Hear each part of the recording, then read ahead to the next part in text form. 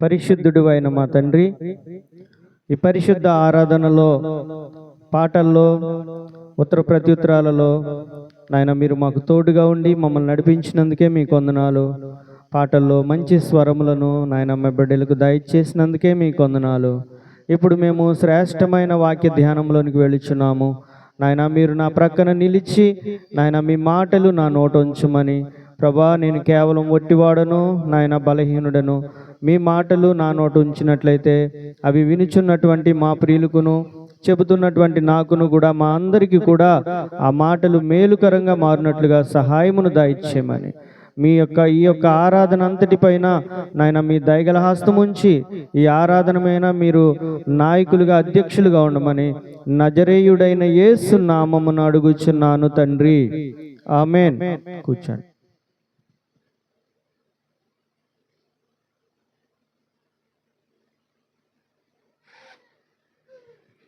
పాత నిబంధన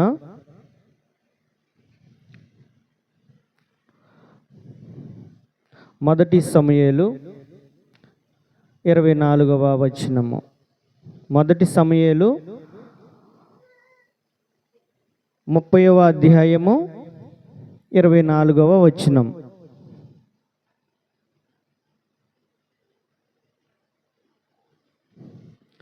page number 251. 1 సమూయేలు 30వ అధ్యాయము 24వ వచనం. మీరు చెప్పినది ఎవరు ఒప్పుకొందురు? యుద్ధమునకు పోయిన వాని భాగమెంతో సామాను నొద్ద నిలిచిన వాని భాగము అంతే అని వాడుక మాట. అందరూ సమముగానే పాలు పుచ్చుకుందురు కదా, పాలు పంచుకొందురు గదా. కావున నాట నుండి నేటి వరకు దావీదు ఇశ్రాయేలీలలో అట్టి పంపకము కట్టడగాను న్యాయవిధిగాను ఏర్పరిచి నియమించెను. చాలు. 22వ వచనం కూడా చదవండి. 22వ వచనం. రికార్డింగ్లోకి వెళ్దాం. దావీదుతో కూడా వెళ్ళిన వారిలో దుర్మార్గులను పనికిమాలిన వారునైనా కొందరు వీరు మనతో కూడా రాక నిలిచిరి గనుక తమ భార్యలను తమ పిల్లలను తప్ప మనకు మరలా వచ్చిన దోపుడు సొమ్ములో మనమేమియు వీరికి ఇయ్యవద్దు. చాలు. చూడండి, దావీదు, ప్రియులారా జాగ్రత్తగా వినండి.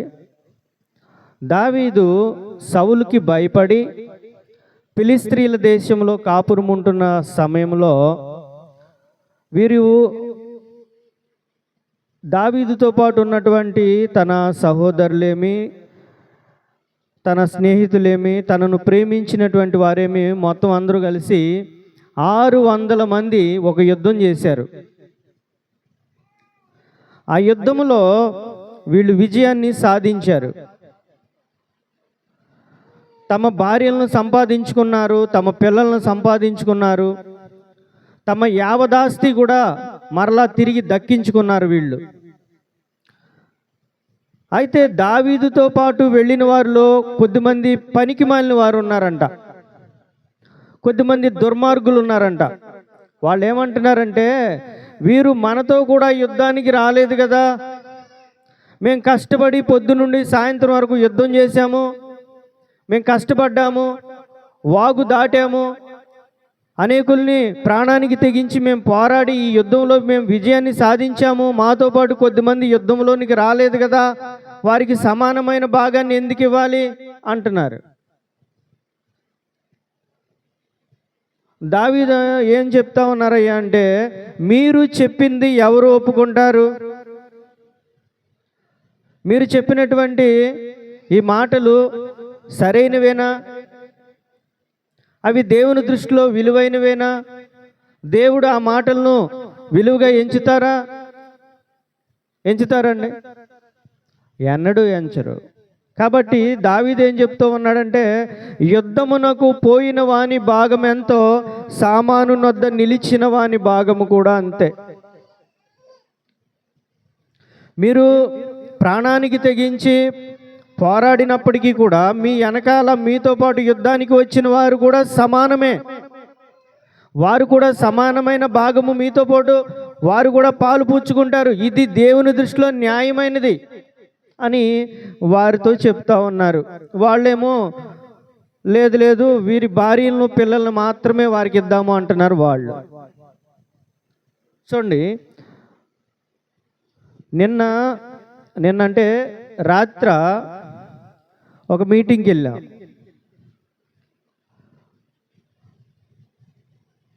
ఇక్కడ సింగనగర్లో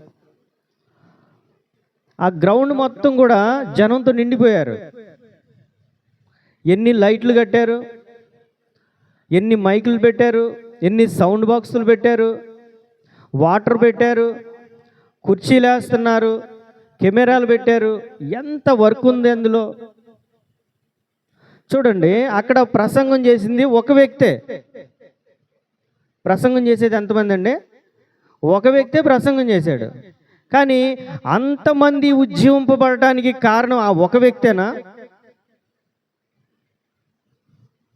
అని చెప్పాలి. ఆ ఒక వ్యక్తి చెప్పిన ప్రసంగానికే దేవుడు కార్యం చేశారంటారా?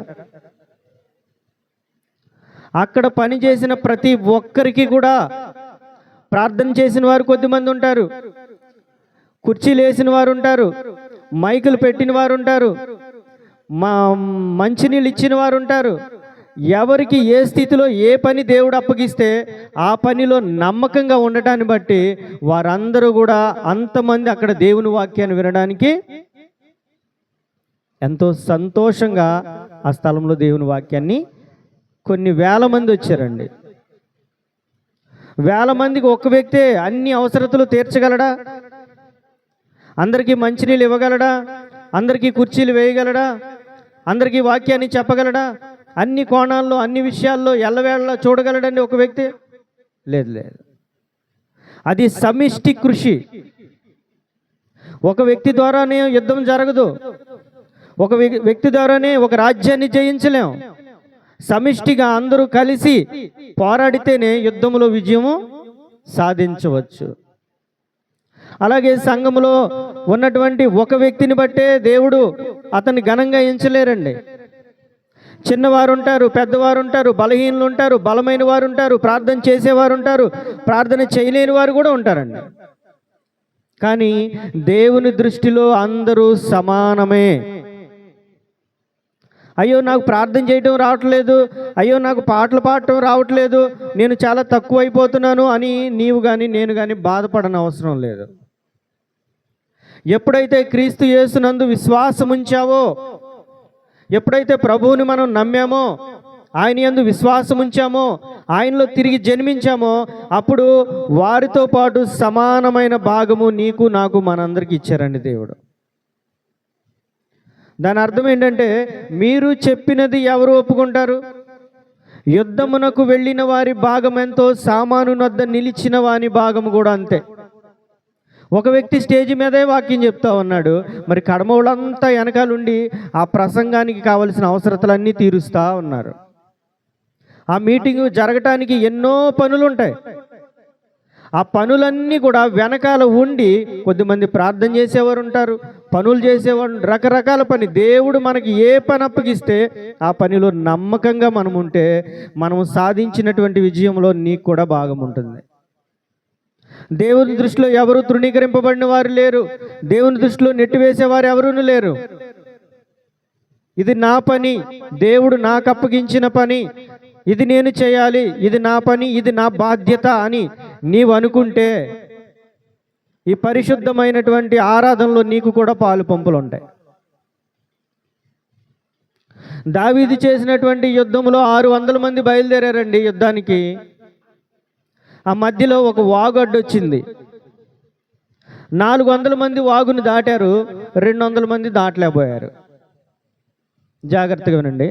దావీదు చేసినటువంటి యుద్ధములో 600 మంది ఉన్నారు, 400 మంది ఒక వాగు అడ్డొచ్చింది, 400 మంది వాగును దాటారు, ఒక 200 మంది దాటలేకపోయారు. ఈ దాటిన 400 మంది వెళ్ళారు యుద్ధంలోకి, యుద్ధం చేశారు, సమస్తాన్ని సంపాదించుకుని వెనక్కి తిరిగి వస్తూ ఉన్నారు. తిరిగి వచ్చి ఆ వాగు దగ్గరికి వచ్చేసరికి 200 మంది యువతులు ఉన్నారు కదా, వాళ్ళు ఎదురు చూస్తూ ఉన్నారు. మా వాళ్ళు వెళ్ళారు, మేము ఈ వాగు దాటలేకపోయాము, ఏం జరిగిందో అని వీళ్ళు ఆతృతగా ఎదురు చూస్తూ ఉన్నారు. వచ్చేసరికి ఇటే పక్కకు వచ్చారు, 400 మంది కూడా ఇటే పక్కకు మరలా వచ్చారు. మీకేమి ఇవ్వమో, ఇందులో మీకు భాగం లేదు అంటున్నారు. ఇందులో మీకు భాగం లేదు. ఎందుకు? మీరు రాలేదుగా యుద్ధంలోకి, మీరు యుద్ధం చేయలేదుగా, ఈ వాగు దాటలేకపోయారుగా మీరు అంటున్నారు. దావీదు చెప్తున్నాడు, మీరు చెప్పింది తప్పు. మీరు చెప్పింది ఎవరు ఒప్పుకుంటారు? న్యాయమేనా? న్యాయమేనండి ఇది? కుటుంబంలో తల్లి, తండ్రి, 4 పిల్లలు ఉన్నారండి. ఒక కుటుంబంలో తల్లి, తండ్రి, 4 పిల్లలు ఉన్నారు, మొత్తం 6 పిల్లలు చిన్నవారిగా ఉన్నారు. తల్లి తండ్రి కష్టపడి పనిచేసి డబ్బు సంపాదించి పిల్లలను పోషించారు. పిల్లలు పెద్దవారు అయిపోయారు, తల్లిదండ్రులు ముసలివారు అయిపోయారు. పిల్లలు పెద్దవారయ్యారు, తల్లిదండ్రులు ముసలివారయ్యారు. వీళ్ళు పని చేయలేకపోతున్నారు. మరి అప్పుడు ఏం చేయాలి? ఆ 4 పని చేసి వీళ్ళని పోషించాలా? మీరు పని చేయట్లేదు కాబట్టి మీరు పస్తుండండి, మీకు తినడానికి లేదు, ఇది మేము సంపాదించాము, ఇది మాది అంటే న్యాయమేనా? న్యాయమేనండి? ఈ 600 మందిలో వెనకున్న 200 మంది కూడా ఒకప్పుడు యుద్ధ శూరులే. వాళ్ళు కూడా ఒకప్పుడు అనేక యుద్ధాలు విజయాన్ని సాధించిన వారే, వారు కూడా ప్రాణానికి తెగించి పోరాడిన వారే. కానీ వారు పెద్దవారు అయిపోయారు, ఆ వాగుని దాటలేకపోయారు. కానీ దావీదుతో పాటు వచ్చినటువంటి 400 మందిలో కొంతమంది దుర్మార్గులు అంటున్నారు, లేదు మీకు భాగం ఇవ్వము అంటున్నారు. అప్పుడు దావీదు చెప్తున్నారు, మీరు చెప్పింది ఎవరు ఒప్పుకుంటారు? ఎవరు ఒప్పుకుంటారండి? ఎవరు ఒప్పుకోరు. దేవుని దృష్టిలో అందరూ సమానమే. ఏమండి, దేవుని దృష్టిలో సమానమేనా? నిజం చెప్పండి, అందరూ సమానమేనా? ఏంటమ్మా? అందరూ సమానమైనప్పుడు యేసు ప్రభు శిష్యులను పంపిస్తూ, మీరు ఇశ్రాయేలీలలో నశించిన గొర్రెల యొద్దకి వెళ్ళండి కానీ సమరయ పట్టణాల్లోకి వెళ్ళొద్దని ఎందుకు చెప్పారు తెలుసా? అసలు చెప్పారన్న విషయం తెలుసా? మీరు ఇశ్రాయేలీలలో నశించిన గొర్రెల యొద్దకే వెళ్ళండి కానీ సమరయ పట్టణాల్లోకి మీరు అడుగు పెట్టొద్దు అన్నారు. మరి ఇదేం న్యాయం? న్యాయమేనా? న్యాయమేనండి? దేవుడు అప్పుడు వారిని వెళ్ళొద్దన్నారు, కానీ ఒకానొక సమయం రాబోతున్నది. ఆ సమయంలో యూదులేమి, గ్రీస్ దేశస్థులేమి, అన్యజనులేమి ఎవరైనా సరే సువార్త ప్రకటింపబడాలి, సువార్త వినిపించబడే సమయం ఒకటి ఉంది. కాబట్టి ఆ సమయం కొరకు ప్రభు వాళ్ళని ఆగమన్నారు. చూడండి ఒకసారి అపోస్తుల కార్యాలు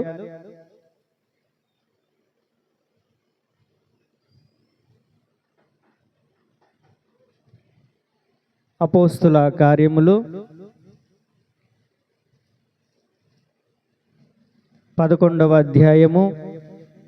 అధ్యాయము 10వ అధ్యాయము 9వ వచనం. మరునాడు తీసారమ్మ అందరూ? అపోస్తుల కార్యములు 10వ అధ్యాయము 9వ వచనం. మరునాడు వారు ప్రయాణమైపోయి పట్టణమునకు సమీపించినప్పుడు పగలు ఇంచుమించు 12 గంటలకు పేతురు ప్రార్థన చేయుటకు మిద్ది మీదకెక్కెను. అతడు మిక్కిలి ఆకలిగొని భోజనము చేయగోరెను. ఇంటివారు సిద్ధము చేయుచుండగా అతడు పరవశుడై తెరవబడుటయు ఆకాశము తెరవబడుటయు 4 చెంగులు పట్టి 4 చెంగులు పట్టి దింపబడిన పెద్ద దుప్పటి వంటి ఒక విధమైన పాత్ర భూమి మీదకి దిగివచ్చుటయు చూసెను. అందులో భూమి అందుండు సకల విధమైన చతుష్పద జంతువులను పాకు పురుగులను ఆకాశ పక్షులను ఉండిను. అప్పుడు పేతురు నీవు లేచి చంపుకొని తినమని ఒక శబ్దము అతనికి వినబడెను. అయితే పేతురు వద్దు ప్రభువా, నిషిద్ధమైనది అపవిత్రమైనది ఏదైనను నేనెన్నడూ తినలేదని చెప్పగా దేవుడు పవిత్రము చేసిన వాటిని నీవు నిషిద్ధమైన వాటిగా ఎంచవద్దని మరలా రెండవ మారు ఆ శబ్దము అతనికి వినబడెను. ఇలాగు ముమ్మారు జరిగెను. వెంటనే ఆ పాత్ర ఆకాశమునకు ఎత్తబడెను. చాలు చూడండి, పేతురు మిద్దె మీదకి ఎక్కాడు ప్రార్థన చేయడానికి. ఆయనకి చాలా ఆకలిగా ఉంది, ప్రార్థన చేస్తా ఉన్నాడు.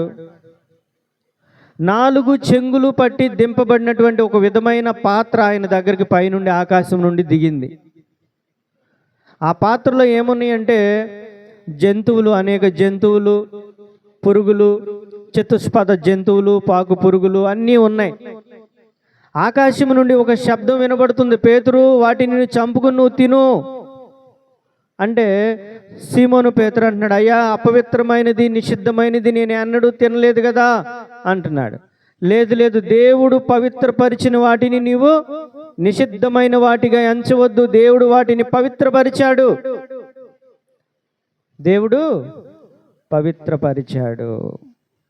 చూడండి, ఒకప్పుడు యేసు ప్రభు వారు శిష్యులతో చెప్తా ఉన్నారు, మీరు ఇశ్రాయేలీలలో నశించిన గొర్రెల యొద్దకే వెళ్ళండి కానీ సమరయ పట్టణాల్లో ఏ పట్టణంకి మీరు వెళ్ళొద్దని చెప్పారు.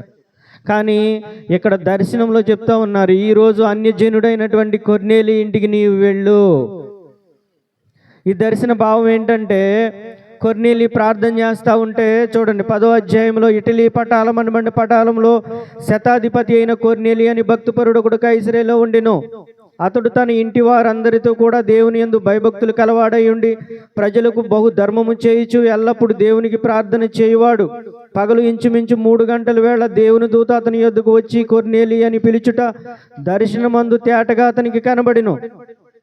చూడు, ప్రార్థన చేస్తా ఉన్నాడు కొర్నేలి అని పిలుచుట దర్శనమందు అతనికి తేటగా కనబడింది.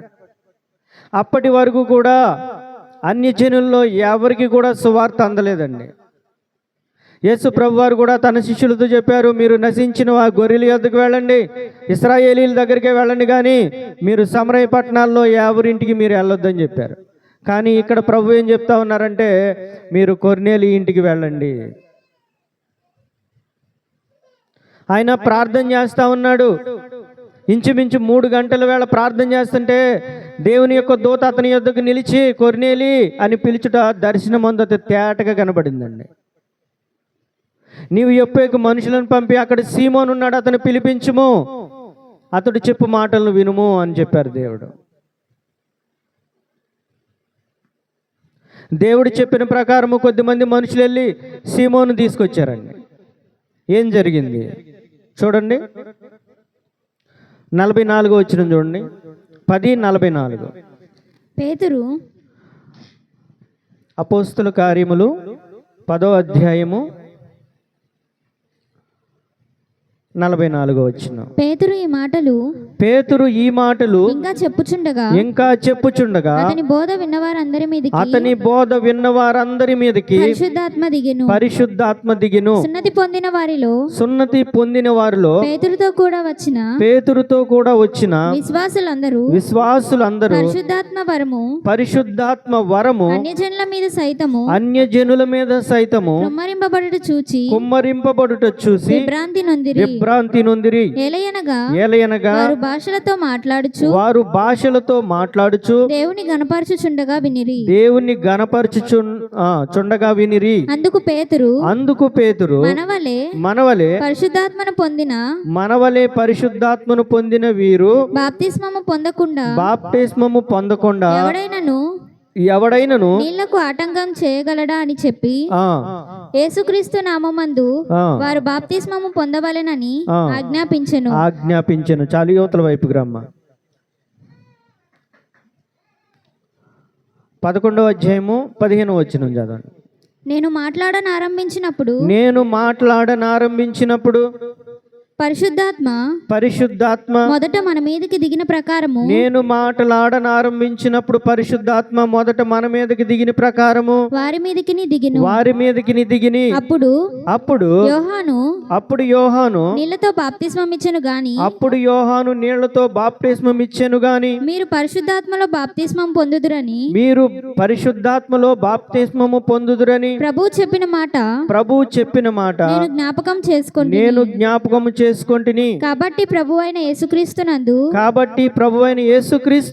విశ్వాసముంచిన మనకు అనుగ్రహించినట్టు దేవుడు వారికి కూడా సమాన వరమును అనుగ్రహించి ఉండగా దేవునిని అడ్డగించుటకు నేను ఏ పాటి వాడనని చెప్పుకొను. చాలు చూడండి, ఈ సీమోను పేతురుతో కొద్దిమంది శిష్యులు అంటున్నారు, నువ్వు వాళ్ళ దగ్గరికి ఎందుకు వెళ్ళావయ్యా?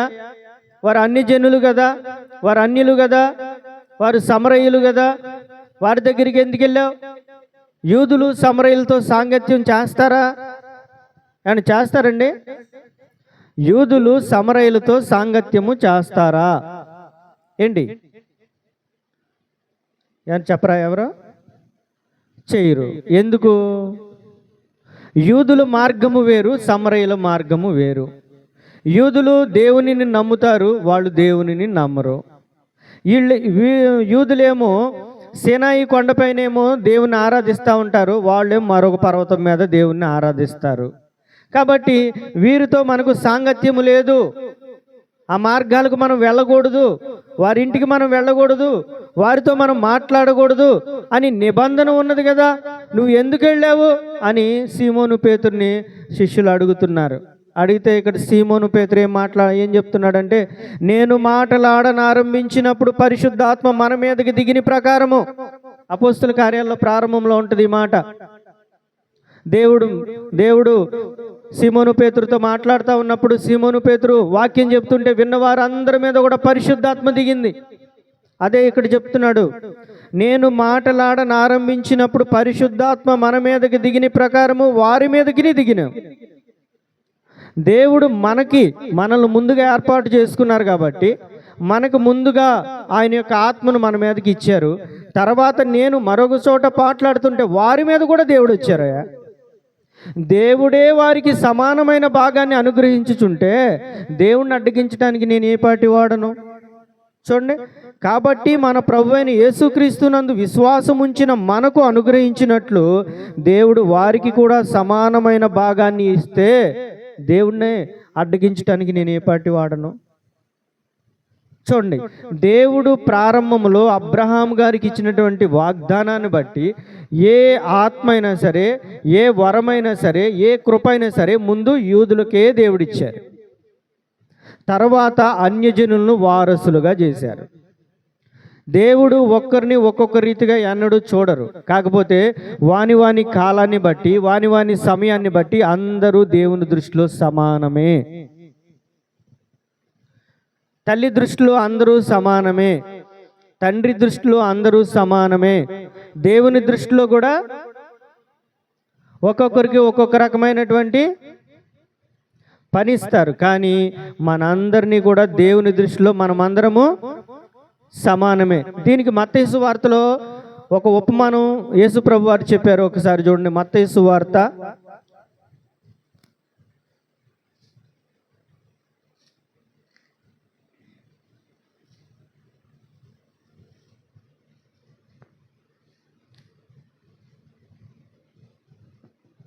20వ మత్తయి రాసిన సువార్త 20వ అధ్యాయములో కొన్ని వచనాలు చదువుకుందాం, ఆ తర్వాత నేను చెప్తాను. ఎలాగనగా పరలోక రాజ్యము ఒక ఇంటి యజమానిని పోలి ఉన్నది. ఒక ఇంటి యజమానుని పోలి ఉన్నది. అతడు తన ద్రాక్ష తోటలో పనివారిని కూలికి పెట్టుకొనుటకు ప్రొద్దున బయలుదేరి దినమునకు ఒక దినారము చొప్పున పనివారితో వడబడి తన ద్రాక్ష తోటలోనికి వారిని పంపెను. తరువాత అతడు దాదాపు 9 గంటలకు వెళ్లి సంత వీధిలో ఊరక నిలిచి ఉన్న మరికొందరిని చూచి, మీరును నా ద్రాక్ష తోటలోనికి వెళ్ళుడి, ఏమి న్యాయమో అది మీకిద్దునని వారితో చెప్పగా వారును వెళ్ళిరి. దాదాపు 12 గంటలకును 3 గంటలకును అతడు మరలా వెళ్ళి అలాగే చేసెను. తిరిగి దాదాపు 5 గంటలకు వెళ్ళి మరికొందరు నిలిచి ఉండగా చూచి, ఇక్కడ దినమంతయు మీరెందుకు ఊరకనే నిలిచి ఉన్నారని వారిని అడుగగా, వారు ఎవడునో మమ్మను కూలికి పెట్టుకొనలేదనిరి. అందుకతడు, మీరును నా ద్రాక్ష తోటలోనికి వెళ్ళుడనెను. సాయంకాలమైనప్పుడు ఆ ద్రాక్ష తోట యజమానుడు తన గృహ నిర్వాహకుని చూచి పనివారిని పిలిచి, చివర వచ్చిన వారు మొదలుకొని మొదట వచ్చిన వారి వరకు వారికి కూలి ఇమ్మని చెప్పెను. దాదాపు 5 గంటలకు కూలికి కుదిరిన వారు వచ్చి ఒక్కొక్క దినారం చొప్పున తీసుకొనిరి. మొదటి వారు వచ్చి తమకు ఎక్కువ దొరుకుననుకొనిరి గాని వారికి ఒక్కొక్క దినారం చొప్పుననే దొరికెను. వారు అది తీసుకొని చివర వచ్చిన వీరు 1 గంట మాత్రమే పనిచేసినను పగలంతయు కష్టపడి ఎండబాధ సహించిన మాతో వారిని సమానము చేసితివే అని ఆ ఇంటి యజమాని మీద సనుగుకొనిరి. అందుకతడు వారిలో ఒకరిని చూచి, స్నేహితుడా, నేను నీకు అన్యాయం చేయలేదే. నీవు నా యొద్ద 1 దినారం నాకు ఒడబడలేదా? నీ సొమ్ము నీవు తీసుకొని పొమ్ము. నీకిచ్చినట్టే కడపట వచ్చిన వీరికిచ్చుటకును నాకిష్టమైనది. నాకిష్టము వచ్చినట్టు నా సొంత సొమ్ముతో చేయటం న్యాయము కదా? నేను మంచివాడునైనందున నీకు కడుపు మంటగా ఉన్నదా అని చెప్పాను. ఈ ప్రకారమే కడపటి వారు మొదటి వారగుదురు, మొదటి వారు కడపటి వారగుదురు. చాలు అర్థమైందండి. ఇక్కడ ఒక ద్రాక్ష తోటలో పని చేయటానికి ఒక యజమానుడు ప్రొద్దునే లేచి కొద్దిమందిని తన ద్రాక్ష తోటలోనికి కూలికి పంపించాడు.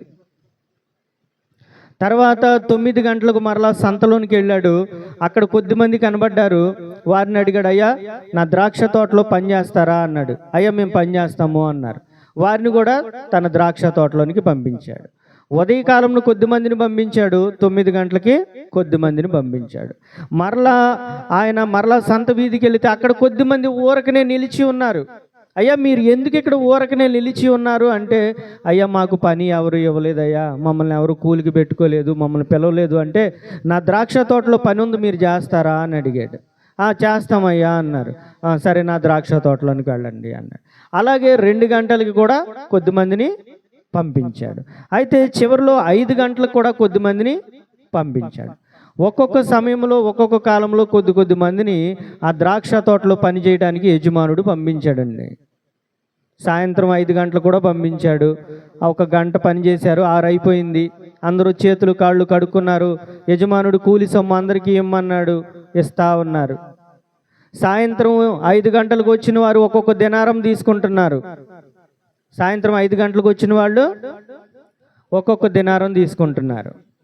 మొదట వచ్చిన వారు అనుకుంటున్నారు, వీరు ఇప్పుడే కదా 5 గంటలకే కదా వచ్చింది, వీరు కూడా ఒక్కొక్క దినారం తీసుకుంటున్నారు.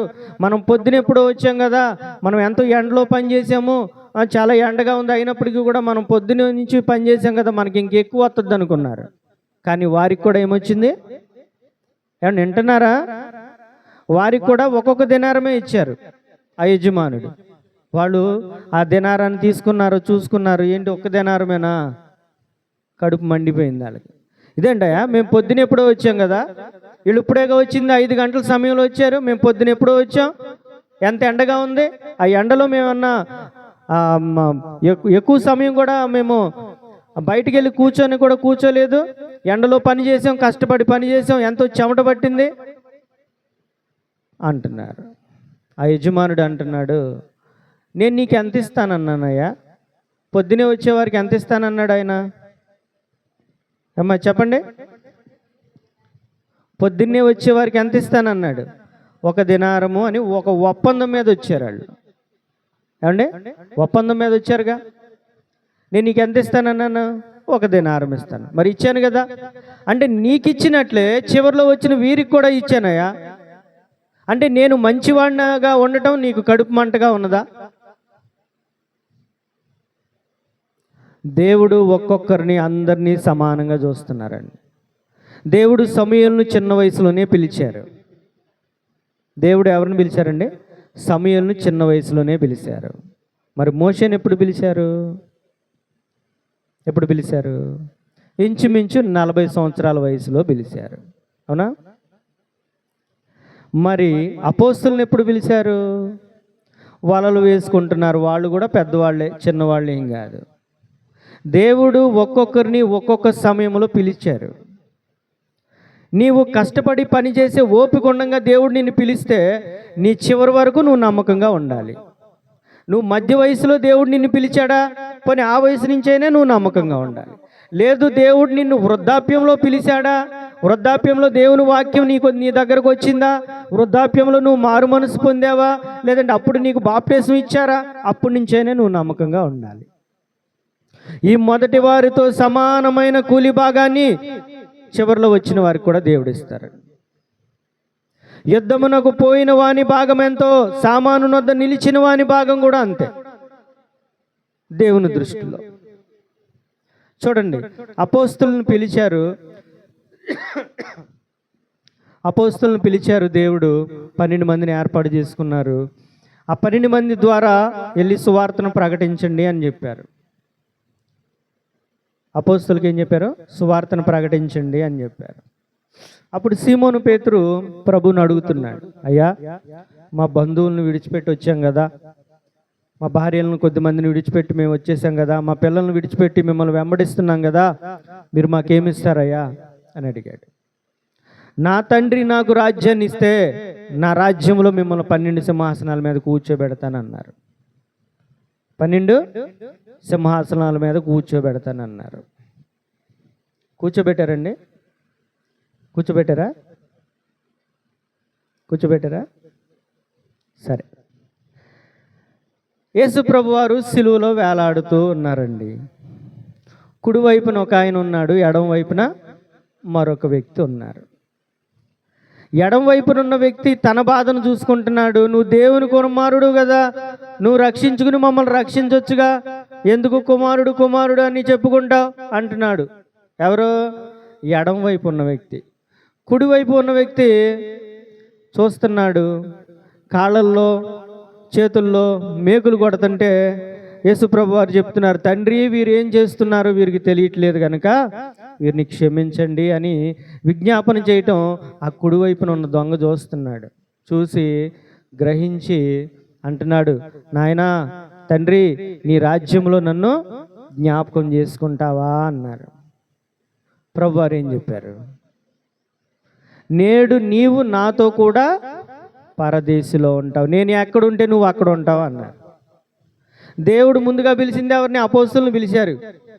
వాళ్ళు వెళ్ళారా? యేసు ప్రభుతో పాటు ముందు వెళ్ళారా? ఎవరు వెళ్ళారు? చివరిలో వేలాడుతున్న, సిలువుపై వేలాడుతున్న దొంగ వెళ్ళాడు. ఎవరు ముందు వెళ్ళారు? అపోస్తులు ముందు వెళ్ళారా ప్రభుతో పాటు? దొంగ వెళ్ళాడా? దొంగ వెళ్ళాడు. ఎందుకు? మొదటి వారు కడపటి వారు అవుతారు, కడపటి వారు మొదటి వారు అవుతారు. దేవుడు మీకు ఇచ్చినటువంటి వరాన్ని వారికి కూడా నేను ఇస్తాను. కొద్దిమందికి యవన కాలంలో అంటే 15-20, జో గారు ఇప్పుడు మారు మనసు పొందారు, లేకపోతే దానియేలు గారు ఇప్పుడు మారు మనసు పొందారు. 16 సంవత్సరాలు, ఇంచుమించు 16-14 సంవత్సరాల వయసులోనే వాళ్ళు దేవుని తెలుసుకున్నారు. అవునా? వారు జీవితాంతం వరకు నమ్మకంగా ఉన్నారు. అవునా? కొద్దిమంది 50 సంవత్సరాల వయసులో వచ్చినటువంటి భక్తులు లేరా?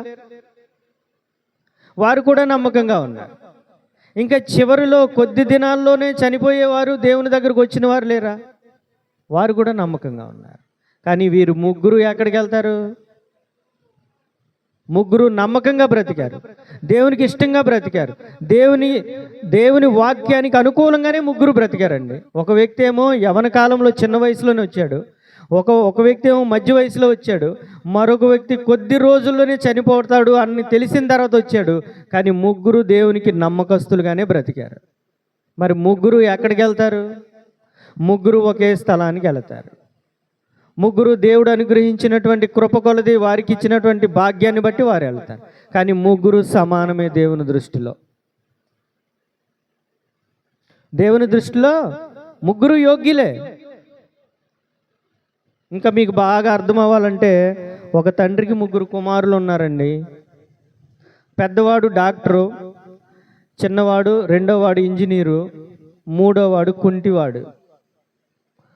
పెద్దవాడు డాక్టరు, మూడోవాడేమో ఇంజనీరు, రెండోవాడు ఇంజనీరు, మూడోవాడు కుంటివాడు. మరి తండ్రి ప్రేమ ముగ్గురు మీద ఒకే రకంగా ఉంటుందా? అరే ఈడు కుంటాడు రా, ఈయన్ని తీసి బయట ఏంట్రా అంటాడా? ఎక్కడన్నా నలుగురిలో నిలబడినప్పుడు నా కుమారుడు పెద్దోడు ఇంజనీర్ అండి, లేకపోతే డాక్టర్ అండి, రెండోవాడు ఇంజనీర్ అండి అని ఘనంగా చెప్తాడా? మరి కుంటివాడిని అవహేళన చేసి మాట్లాడతాడా? చేయడు. ఎందుకనంటే ముగ్గురు మీద తండ్రికి సమానమైన ప్రేమ ఉంటుంది. తన ఆస్తి పంచాలనుకోండి, పెద్దవాడు నువ్వు బాగా సంపాదిస్తున్నావు కాబట్టి నువ్వు ఆస్తిలో సగం తీసుకో, రెండో వాడు ఉన్న సగం తీసుకుంటాడు, వీడికి ఎందుకురా, వీడికి కుంటోడురా అంటారా? అనరు. తండ్రి ప్రేమ ఏంటంటే ముగ్గురికి సమానమైన భాగాన్ని తండ్రి ఇస్తారు. అలాగే ఆ పరలోకమందు ఉన్నటువంటి తండ్రి మనందరి మీద కూడా తన కృపను అందరి మీద ఒకే రకంగా దేవుడు చూపిస్తూ ఉన్నారు. దేవుని ప్రేమలో ఎన్నడూ మార్పు లేదు. కానీ మన హృదయంలోనే ఉన్నది మార్పు, మన జీవితాల్లో ఉన్నది మార్పు. మనం కొద్ది మందిని ప్రేమించగలం, కొద్ది మందిని ప్రేమించలేం. కొద్ది మందిని విలువగా ఎంచుతాం, కొద్ది మందిని విలువగా ఎంచలేం. మనకు అనుకూలంగా ఉన్నవారిని మనం చాలా గొప్పగా చెబుతాం, మనకు అనుకూలంగా లేని వారిని మనం చాలా తక్కువ చేసి మాట్లాడతాం. ఇది కాదండి దేవుని దృష్టిలో విలువైనది. దేవుడు ఎలాగుండమని చెప్తున్నారంటే ఒక్కసారి చూడండి, యోహాను రాసిన పత్రిక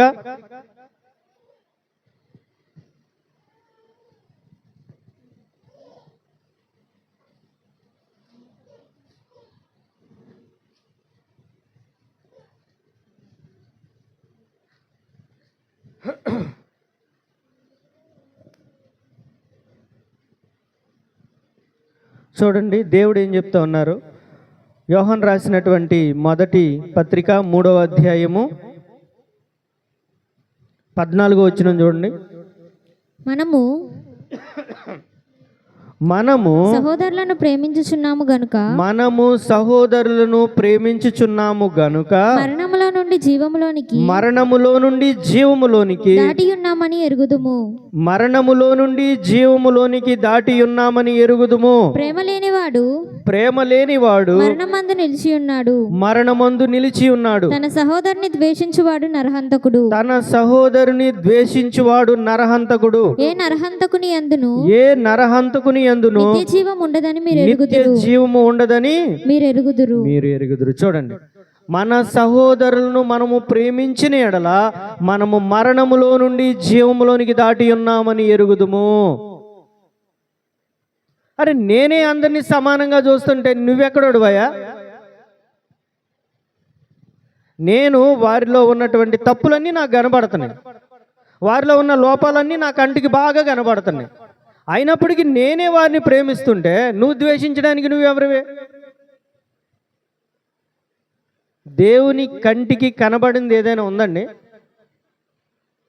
దేవుడి కంటికి కనబడింది ఏదైనా ఉంటుందా? ఆయన దృష్టికి కనబడింది ఏది ఉండదు. చూడండి, నాలో ఉన్నటువంటి ఆలోచన మీకు తెలుస్తుందా? నేనేమనుకుంటున్నానో మీకు తెలుసా? నాలో ఉన్నటువంటి ఆత్మ నాకే తెలుసు, మీకు తెలియదు. కానీ నాలో ఉన్నది, మీలో ఉన్నది, మనందరిలో ఉన్నది ఆ దేవాతి దేవుడికి తెలుసు. మనలో ఎంత అవిధేయత ఉందో, ఎంత పాపమున్నదో అవన్నీ కూడా తెలిసి అన్నీ తెలిసి నేను ప్రేమిస్తుంటే మీరు ప్రేమించలేకపోతున్నారే. అతడు అవిధేయుడని నాకు తెలుసయ్యా, అతడు పాపములో ఉన్నాడని నాకు తెలుసు, అయినప్పటికీ నేను ప్రేమిస్తున్నాను కదా అని దేవుడు అందరూ నా దృష్టిలో సమానమైన భాగాన్ని నేను ఇస్తున్నాను అని దేవుడు చెప్తా ఉన్నారు. చూడండి, ఉదయకాలంలో ఒప్పందం చేసుకుని వచ్చారు, 9 గంటలకు వచ్చారు, మధ్యాహ్నం 12 గంటలకు వచ్చారు, 3 గంటలకు 5 గంటలకు వచ్చారు. ఒక్కొక్క సమయంలో ఒక్కొక్క కాలంలో ఒక్కొక్కరు వచ్చారు, కొద్దిమంది వచ్చారు. కానీ అందరికీ సమానమైన భాగాన్ని ఇచ్చారు. ఈ రోజున ఇక్కడ వాక్యం చెప్తున్నటువంటి అన్నయ్యకే ఎక్కువ ఘనతని నీవు అనుకుంటున్నావేమో, అదేమీ కాదు. దేవుని దృష్టిలో అందరూ సమానమే. అయ్యా, ఈ పరిచర్య చక్కగా జరగాలి, అనేక ఆత్మలకు మేలు దొరకాలి, అనేకులు రక్షింపబడాలి, అనేకులు రక్షణ మార్గాన్ని తెలుసుకోవాలి అని నీవు వెనకుండి ప్రార్థన చేసే స్త్రీవైతే, అయితే వెనకుండి ప్రార్థన చేసే పురుషుడు అయితే, ఈ పరిచర్యలో వచ్చినటువంటి ఫలితములో నీకు కూడా భాగం ఉంటుంది. దేవుని దృష్టిలో అందరికీ సమానమైన భాగాన్ని దేవుడు ఇవ్వాలనుకుంటున్నారు. ఆ భాగం ఎప్పుడు దొరుకుతుంది మనకి? ఎప్పుడు దొరుకుద్దండి భాగం? నమ్మకముగా ఉన్నప్పుడు మాత్రమే. మనం అడగాలి, ప్రభువా మీలో నా భాగం ఎంత, మీలో నా స్వాస్థ్యం అంతా, నాకెందుకు రక్షణ ఇచ్చారు, నన్ను ఎందుకు ఇంకా కాపాడుతున్నారు, ఎందుకు మీ వాక్యాన్ని నాకు వినిపిస్తున్నారు, నా జీవితం పైన ఏంది మీ అధికారం, ఏది మీ చిత్తం ఏంటి ప్రభువా అని మనం ప్రభు దగ్గర కూర్చుని మన పని ఏంటో మనం తెలుసుకున్నప్పుడు, దేవుడు ఎందుకు మనల్ని ఇంకా రక్షించారు, ఎందుకు కాపాడుతున్నారు, నా భాగం ఏది, నా పని ఏంటి అని నువ్వు అడిగినప్పుడు నీ భాగం ఎంతో నీకు చెబుతారు, నీ పని ఏంటో నీకు చెబుతారు.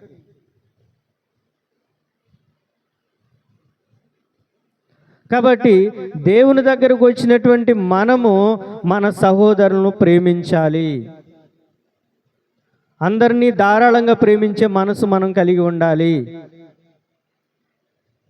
మెళుకువగా ఉండాలి, విధేయత కలిగి ఉండాలి. ఆయన దృష్టికి కనబడింది ఏది లేదు. ఒకసారి చూడండి, అపోస్తలు హెబ్రీయులకు రాసిన పత్రిక చూడండి.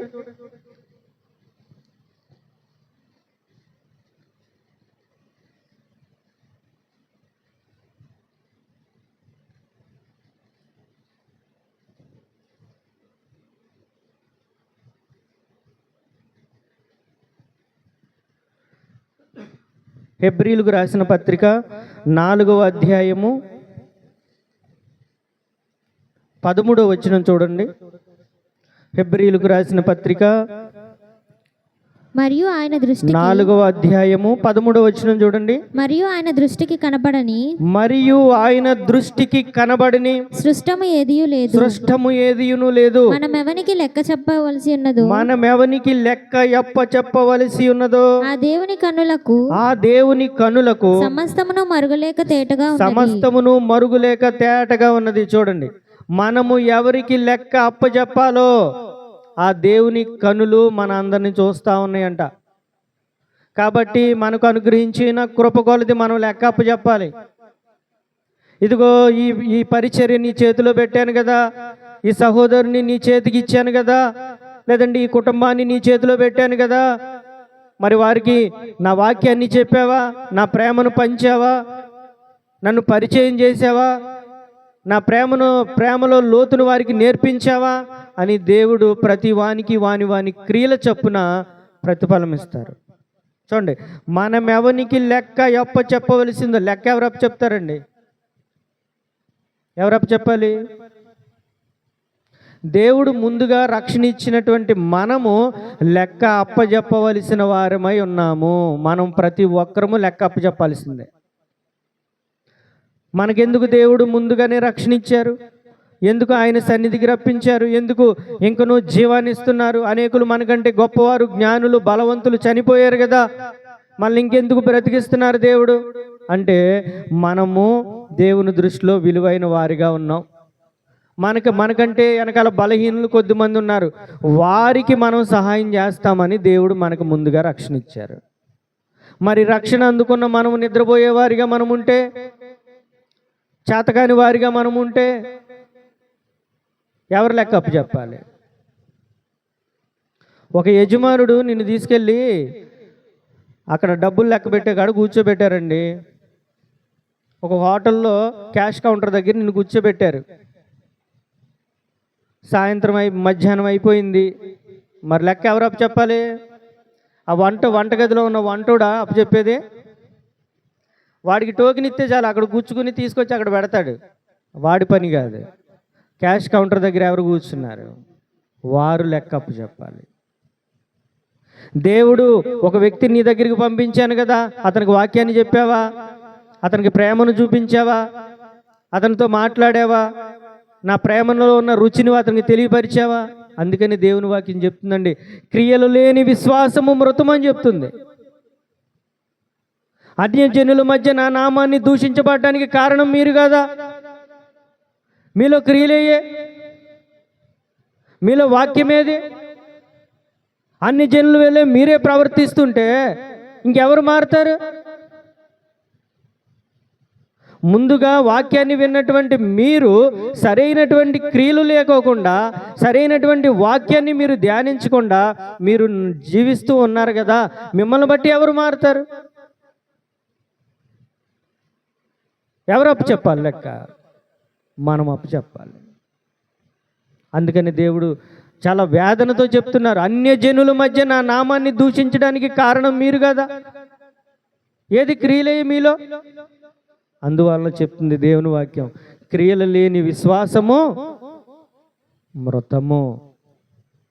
చనిపోయినటువంటి శరీరంతో ఏమన్నా ప్రయోజనం ఉంటుందా? ఒక వ్యక్తి చనిపోయాడండి, ఏం చేస్తారు? ఊరగాయ పచ్చడి పడతారా? తీసుకెళ్ళి భూమిలో పెడతారు. ఎందుకు పనికిరాదు. అలాగే దేవుడు మొట్టమొదటిగా రక్షణ ఇచ్చినటువంటి మనం క్రియలు లేని వారమైతే మనం కూడా పాతి పెట్టిన వారితో సమానమే. దేవుడు మనకి జీవాన్ని ఇచ్చారు, వాక్యాన్ని ఇచ్చారు, ఆయన ప్రేమనిచ్చారు, రక్షణ ఇచ్చారు. మరి ఎలా ఉండాలి? మండుచున్న అగ్ని వలె మనం ఉండాలి. ఇతరులకు మాదిరి కలిగి ఉండాలి. మన మాటలు ఉప్పు వేసినట్లు ఇతరులకు రుచికరంగా ఉండాలి. ఎలా ఉండాలండి మన మాటలు? బల్లాలతో పొడిచినట్టు ఉండాలా? యేసు ప్రభు వారు సిలువలో వేలాడుతూ ఉంటే ఒక వ్యక్తి వచ్చి, వాడు చచ్చాడో లేదో ఒక పోటు పొడిసిరా అంటారు. సినిమాలో చూసాంలే, కరుణామయుడి సినిమాలో. అలా బళ్ళాలతో పడవాలా? మారు మనసు పొడుతావా? మారు మనసు పొందుతావా పొందవా అని బళ్ళింతో ఒక పోటు పడవాలా? లేదు. ప్రేమతో జయించాలండి. మనలో ఉన్న వాక్యాన్ని ఎవరో చూడరు. వాక్యాన్ని చూసి మారతారనుకుంటున్నారా? మారరు. మేము వాక్యాన్ని చూసి మారలా, మేము క్రియలను చూసి మారాం. నేను నా షాపు దగ్గర ఒక సహోదరుడు ఉన్నాడు, ఆ సహోదరుడి యొక్క క్రియలను బట్టి నేను మారాను. అతని మాటలు కానీ, అతని ప్రవర్తన కానీ, అతని ప్రేమ కానీ. నిజంగా ఇలా ఉంటారా క్రైస్తవులు? దేవుని నమ్మిన వారు ఇంత ఖచ్చితంగా ఉంటారా? ఇంత నమ్మకంగా ఉంటారా? ఇంత ప్రేమగా ఉంటారని ఆ సహోదరుని బట్టి నేను నమ్మాను. ఆయన నాకు వాక్యం చెప్పాడని కాదు, వాక్యం ద్వారా మారరు. క్రియలు చూడండి. చివరిగా యాకోబు రాసిన పత్రిక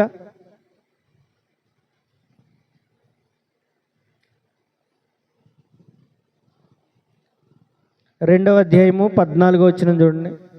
నా సహోదరులారా, నా సహోదరులారా, క్రియలు లేనప్పుడు, నా సహోదరులారా, క్రియలు లేనప్పుడు ఎవడైనను తనకు విశ్వాసము కలదని చెప్పిన ఎడల, ఎవడైనను తనకు విశ్వాసము కలదని చెప్పిన ఎడల ఏమి ప్రయోజనము? ఏమి ప్రయోజనం? అట్టి విశ్వాసం అతన్ని రక్షింపగలదా? అట్టి విశ్వాసం అతన్ని రక్షింపగలదా? సహోదరుడైనను సహోదరి అయినను దిగంబరులై ఆనాటికి భోజనం లేక ఉన్నప్పుడు మీలో ఎవడైనను శరీరమునకు కావలసిన వాటిని ఇయ్యక సమాధానంగా వెళ్ళండి, చలి కాచుకోండి, తృప్తి పొందండి అని చెప్పిన ఎడల ఏం ప్రయోజనము?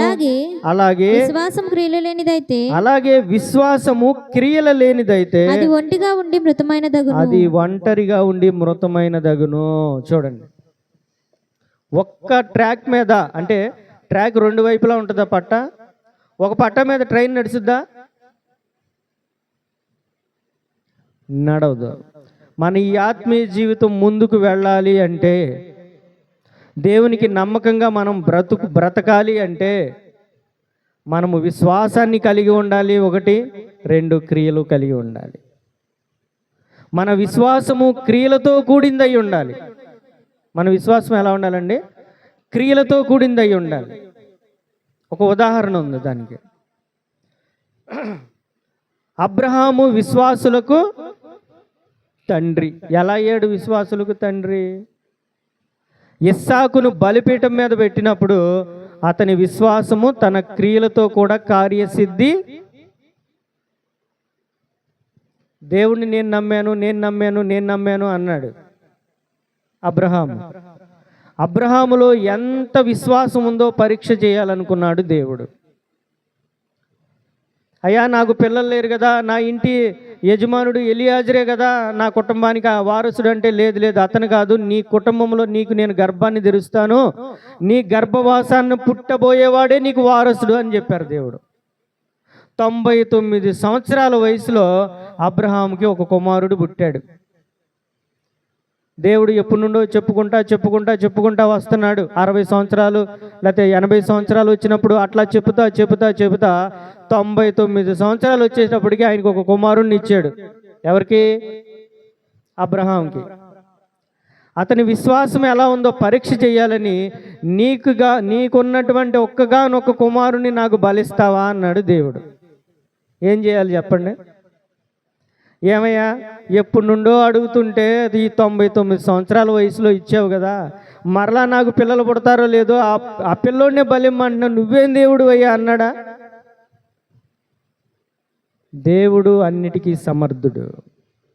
దేవుడే ఇచ్చెను, దేవుడే. అంత నమ్మకం ఉంది అబ్రహాంలో. తీసుకెళ్ళాడు, పడుకోబెట్టాడు, కత్తి ఎత్తాడు పైకి. దేవుని స్వరం వినబడుతుంది, అబ్రహామా లేకపోతే అబ్రహామా, ఆ చిన్నవాడిని ఏం చేయకు, అదిగో వెనకాల పొటేలు ఉంది, దాన్ని బలివ్వు అన్నాడు. దేవుడు నీ నుంచి నష్టాన్ని కోరుకోడు, కానీ నీ యొక్క విశ్వాసాన్ని పరీక్ష చేస్తాడంతే. తన యొక్క విశ్వాసము క్రియలతో కూడి కార్యసిద్ధి కలుగు చేసింది కాబట్టి ఆయన మనందరికీ విశ్వాసులకు తండ్రి అయ్యాడండి అబ్రహాం. మన విశ్వాసాన్ని మరి ఇతరులకు చూపించగలుగుతున్నామా? మనం కొద్దిసేపు మాట్లాడితే వామ్మో ఇతడు పెద్ద ముదురండి అంటున్నారు. ఏమంటున్నారు? ఇతడు చెబుతాడు కానీ ఏమీ చేయలేడండి, ఇతడు చెప్పడానికే పనికొస్తాడు, ఇతను మాట్లాడాడంటే ఇక ఆపడండి. ఇది కాదు. ఇతరులకు అర్థమైనట్లు 4 మాటలు చాలండి.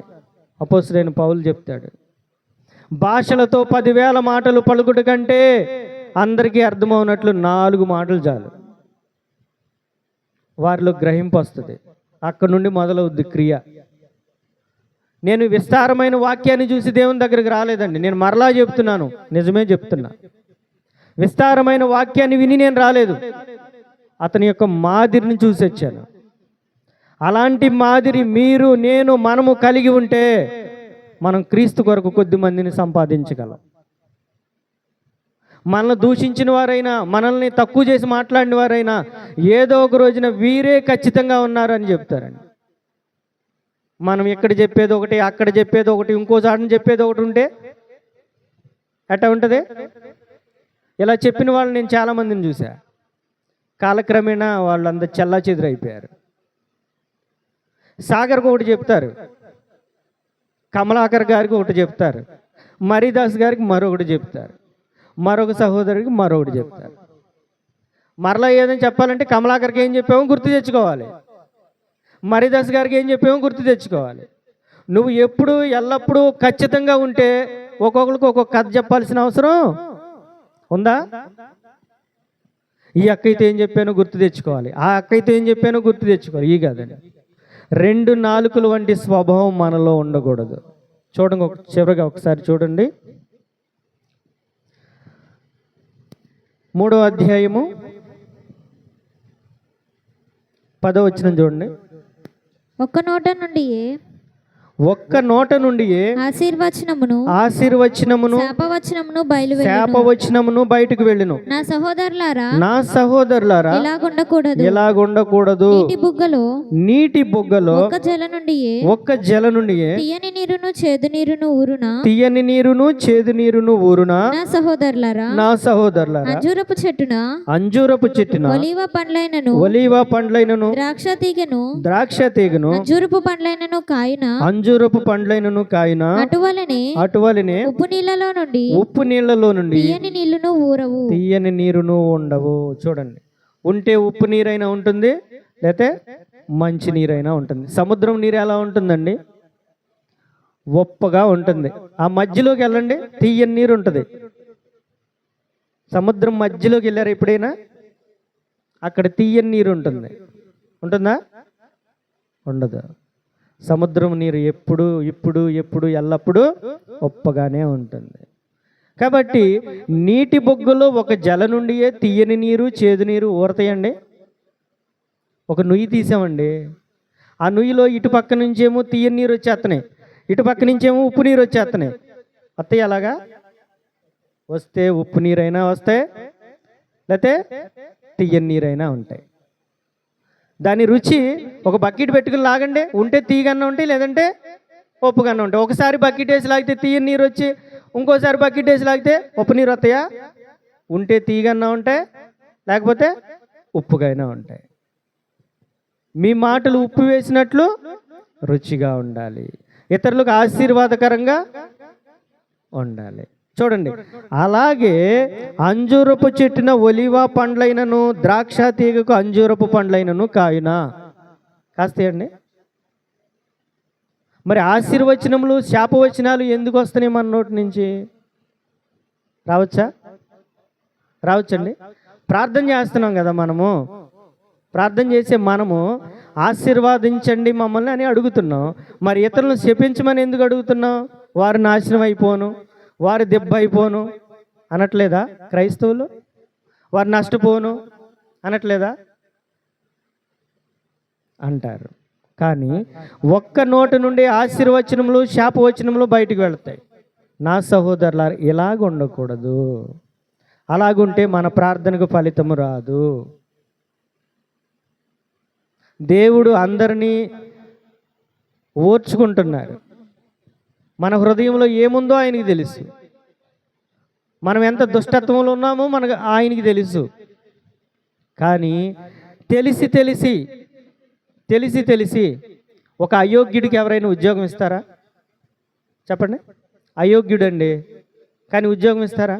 కానీ దేవుడు అయోగ్యుడైన తెలిసి కూడా దేవుడు మనల్ని ప్రేమిస్తున్నారు. ప్రేమించట్లేదా? నీ స్థితి ఎంతో తెలుసు, నీ పరిస్థితి ఏంటో తెలుసు, నువ్వు ఎలాంటి స్థితిలో ఉన్నావో, నీ హృదయం ఏం ఆలోచిస్తుందో, నీ హృదయంలో ఏముందో, నీ దగ్గర ఎంత వాక్యం ఉందో కూడా దేవుడికి తెలుసు. నువ్వు ఎంతవరకు నమ్మకంగా ఉన్నావో కూడా తెలుసు. తెలిసి నన్ను ప్రేమిస్తుంటే మనము మన సహోదరులను ప్రేమించకపోతే దేవుడు మనల్ని ఎలాగ వృద్ధిలోనికి తెస్తారా? తేలేరు. కాబట్టి దేవుడే అందరికీ సమానమైన భాగాన్ని ఇస్తూ ఉన్నప్పుడు దేవుణ్ణి అడ్డగించడానికి మనం ఏ పాటి వారము? అందుకని దావీదు చెప్తున్నారు, మీరు చెప్పినది ఎవరు ఒప్పుకుంటారు? యుద్ధమునకు వెళ్ళిన వాని భాగం ఎంతో, సామాను వద్ద నిలిచిన వాని భాగం కూడా అంతే. అందరికీ సమానమైన భాగాన్ని, సమానమైన వరాన్ని, సమానమైన దీవెనను దేవుడు ఇవ్వాలనుకుంటున్నారు. కానీ మనలో ఎందుకు దీవెనను పోగొట్టుకుంటున్నాం అంటే దేవుని దగ్గరకు మనం రాలేకపోవటాన్ని బట్టి, దేవుని దగ్గరకు మనకు రాకపోవడాన్ని బట్టి. దేవుడు ఇవ్వాలనుకుంటున్నారు, కానీ అది తీసుకునే స్థితిలో మనం కనబడట్లేదు. కాబట్టి దేవుని యొక్క దీవెనలు మనం అందరం కూడా పొందుకుందాం. తలలు వంచండి, ప్రార్థన చేసుకుందాం. ప్రార్థన. పరిశుద్ధుడివైన మా తండ్రి, ఇప్పటి వరకు కూడా మీ విలువైనటువంటి మాటలు నాయన మీరు మాకు వినిపించినందుకే మీకు వందనాలు. నాయన మీ దృష్టిలో మేమందరము సమానమే అని మీరు చెప్తా ఉన్నారు. సమానమైన భాగాన్ని, సమానమైన వరాన్ని, సమానమైన ఆత్మను నేను మీకు పంపుతున్నాను అంటున్నారు. నాయన మీరే మాకు కృప చూపించి నాయన మమ్మల్ని వృద్ధిలోనికి మీరు తీసుకుని రమ్మని, ఈ ఆరాధన పైన మీరు అధికారిగా ఉన్నందుకే వందనాలు. వచ్చినటువంటి ప్రతి కుటుంబమును మీరు జ్ఞాపకం చేసుకునండి. యవ్వన బిడ్డలు వచ్చి ఉన్నారు, చిన్న బిడ్డలు వచ్చి ఉన్నారు, వృద్ధులు వచ్చి ఉన్నారు ప్రభు. ఎవరెవరు ఏ వయసుల వారు వచ్చినప్పటికీ కూడా ప్రభు, ప్రతి ఒక్కరిని ప్రేమించే ధారాళమైన హృదయాన్ని మీరు కలిగి ఉన్నారు. అట్టి మనసును, మనస్సాక్షిని మాకు మా అందరికీ కూడా దయచేయమని ఈ ప్రార్థన మీరు అధికారిగా ఉన్నందుకే వందనాలు. మీ ఆత్మ, మీ సన్నిధి మా మీద కుమ్మరించమని నజరేయుడైన యేసు నామమున అడుగుచున్నాము తండ్రి. ఆమేన్.